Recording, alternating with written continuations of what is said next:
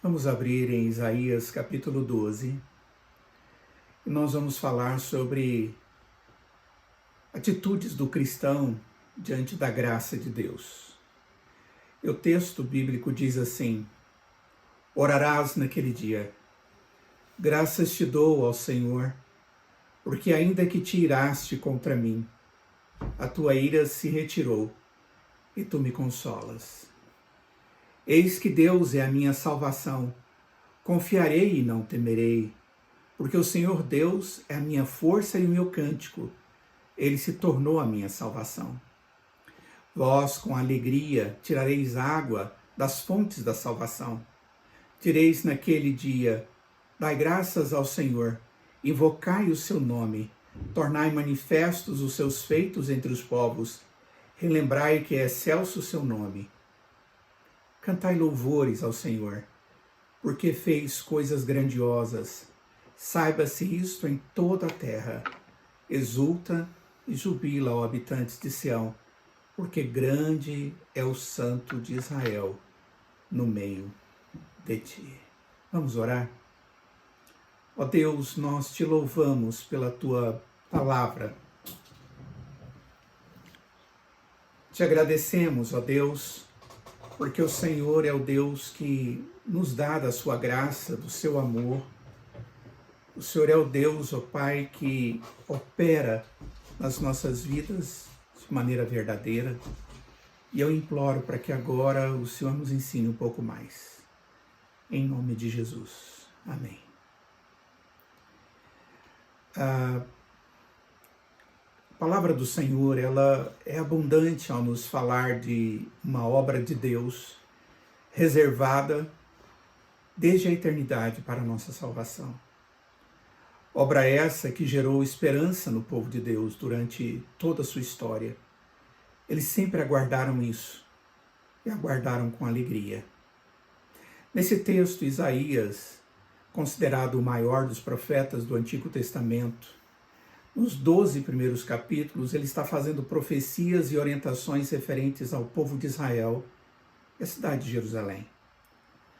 No capítulo 11, nós encontramos o autor apresentando o Messias como o descendente de Jessé, que haveria de trazer a consumação da esperança reservada por Deus a seu povo. Tudo isso deve ocorrer num tempo que é tratado no texto como aquele dia. Esse capítulo 12 é um poema, como é muito comum na literatura hebraica, com duas estrofes bem definidas, onde vemos Isaías mostrando requisitos mediante a graça recebida. A expressão naquele dia não se refere a um dia qualquer, mas no original denota um tempo específico. E esse tempo, naquele dia, é o tempo caracterizado pelo cumprimento messiânico, como também pelo povo de Deus, nesse período, tendo uma postura que diferencia dos demais, diante desse tempo de Deus reservado para o Messias. Nós vivemos esse tempo, e somos esse povo admoestado pela profecia de Deus. Somos aqueles que experimentamos de Deus a sua graça, que nos salva e que nos capacita a ser e viver como povo de Deus em meio a outros povos. Somos aqueles que, desafiados por Deus, nós vivemos segundo os seus próprios desafios para nós. E Deus tem desafios grandiosos para nós nesses últimos dias. E nós precisamos aprender a ver os desafios de Deus sem perder a visão da graça de Deus que vem junto. E devemos ter uma atitude correta à luz disso tudo. E eu creio que a primeira coisa que o texto nos mostra e que é importante que vejamos é que nós, como povo de Deus, temos que ter uma oração que nasce da consciência, não do problema ou do somatório das dificuldades que possam estar ocorrendo ao nosso redor, mas que haja uma oração que nasce da consciência da misericórdia de Deus para conosco.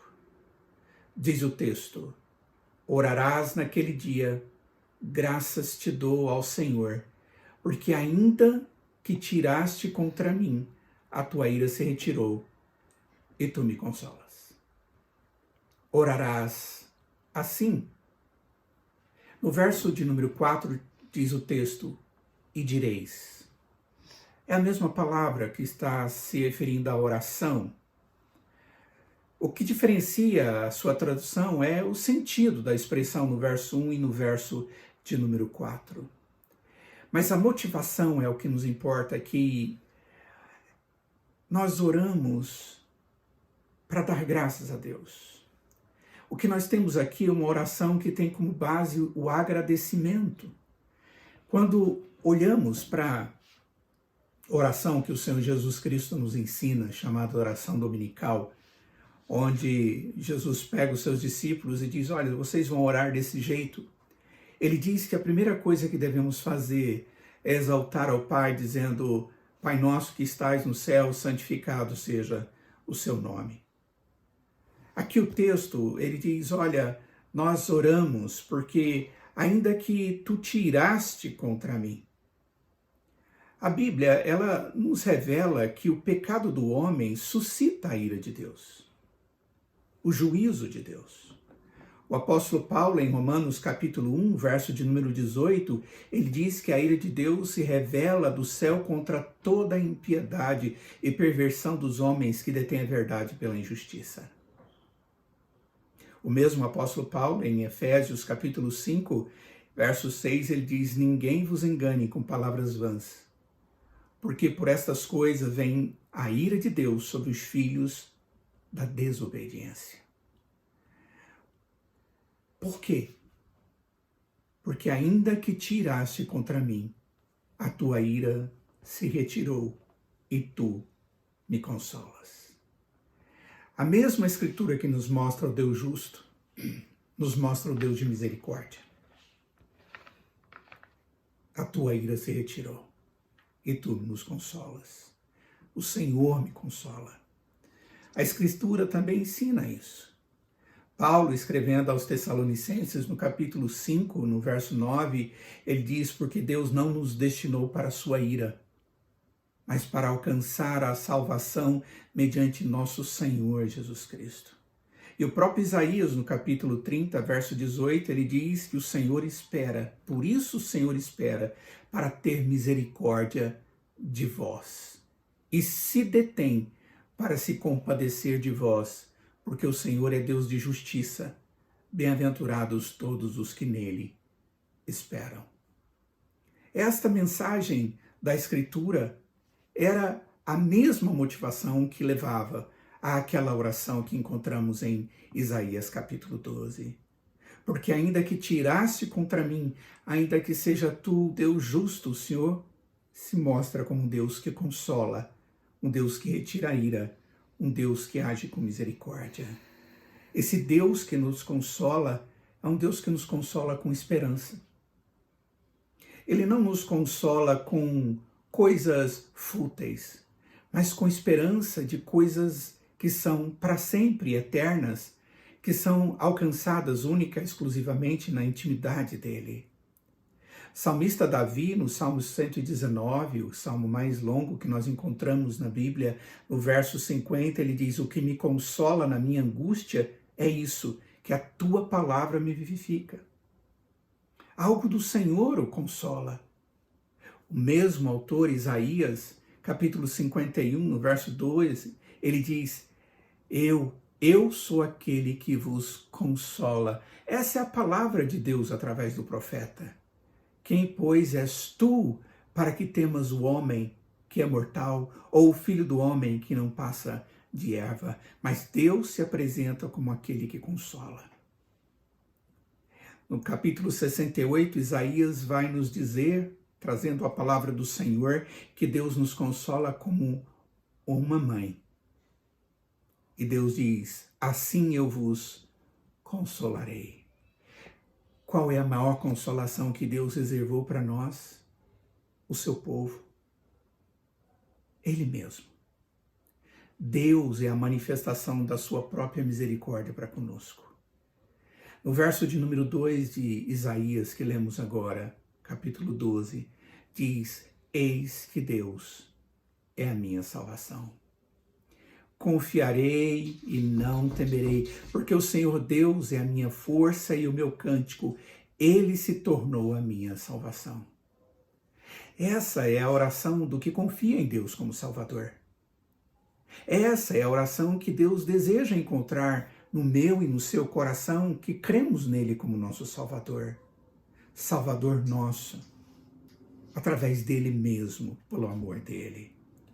O testemunho de Isaías a respeito de Deus, a respeito desse Deus que é Salvador, ele traz as palavras do Senhor que diz, capítulo 43, verso 11, eu sou o Senhor e fora de mim não há Salvador.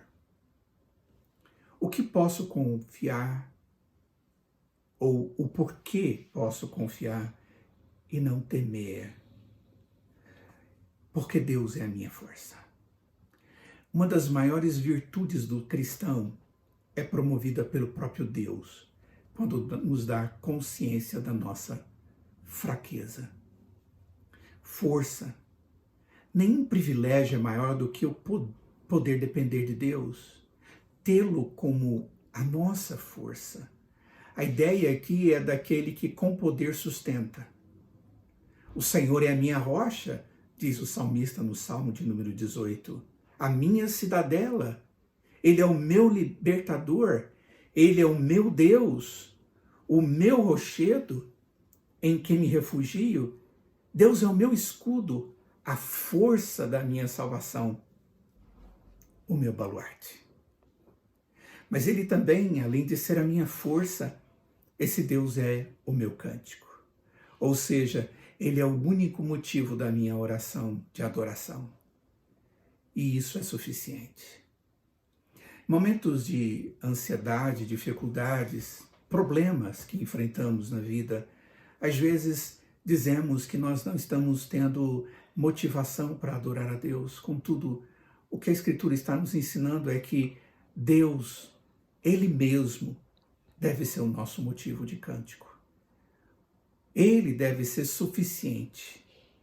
Mesmo que não existisse nada mais de bom, Ele é suficientemente bom e maravilhoso demais para que eu o adore, porque a sua misericórdia me concedeu a salvação e consola o meu coração.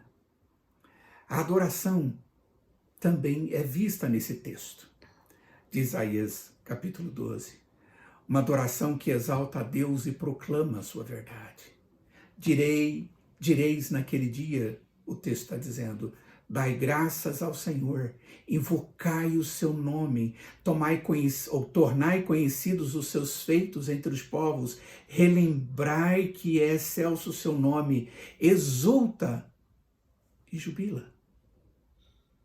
Que sequência fantástica de motivos pelos quais nós estamos ou devemos estar na presença de Deus, o adorando e exaltando e proclamando a sua verdade. A adoração cristã, ela tem dois propósitos bem definidos. O primeiro deles é proclamar a verdade, o próprio Deus. É exaltar a Deus. É expressar os seus atos, as suas palavras, os gestos, aquilo que Deus é. Como nós exaltamos a Deus? Dando graças a Deus. O texto diz, dai graças ao Senhor. O Salmo de número 100 diz, entrai por suas portas com ações de graças e nos seus átrios com hinos de louvor. Rendei-lhe graças e bendizei-lhe o nome. Nós agradecemos a Deus. Nós invocamos o nome do Senhor. Rendei graças ao Senhor, invocai o seu nome, Salmo 105. Nós exultamos e jubilamos, como diz o verso 6, com grande alegria. Sabe por quê, queridos? Porque Deus é o Deus que até mesmo quando existe um tempo de tristeza, é um Deus que me restitui a alegria, e a alegria que Ele nos restitui é da salvação. Salmo 51, verso 12 diz, restituiu-me a alegria da tua salvação e sustenta-me com um espírito voluntário. Como é maravilhosa essa obra de Deus. E nós exaltamos ao Deus por todas essas coisas, mas também proclamamos a Ele.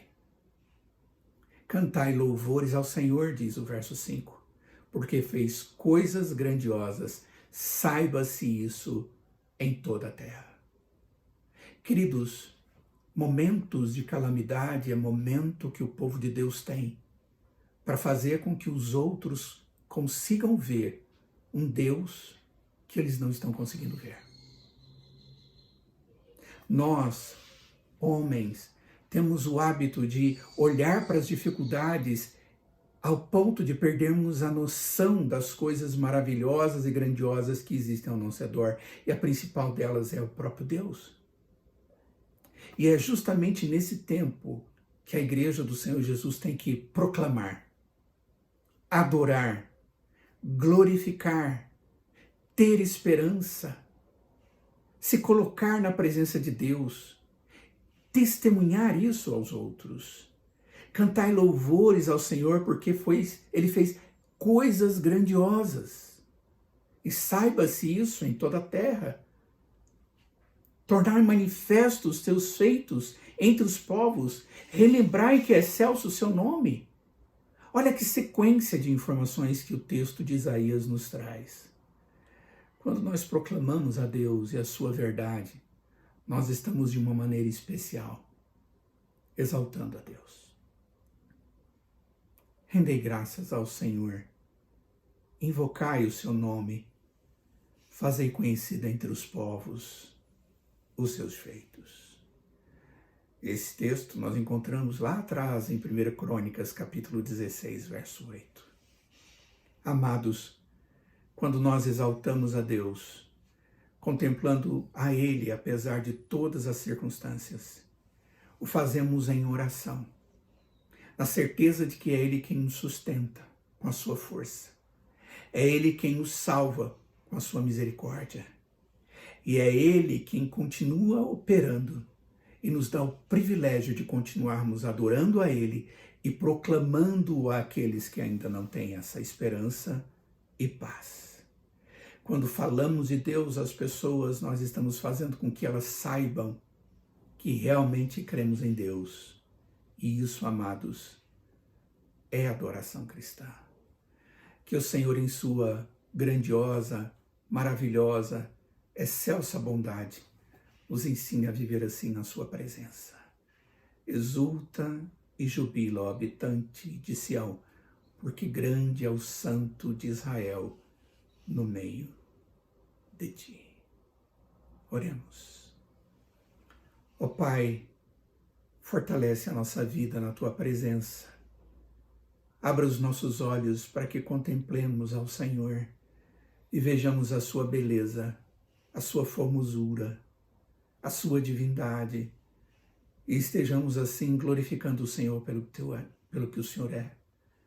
Mas, ó Deus, abra os nossos olhos para vermos que o Senhor continua sendo zeloso e que o Senhor cuida de nós.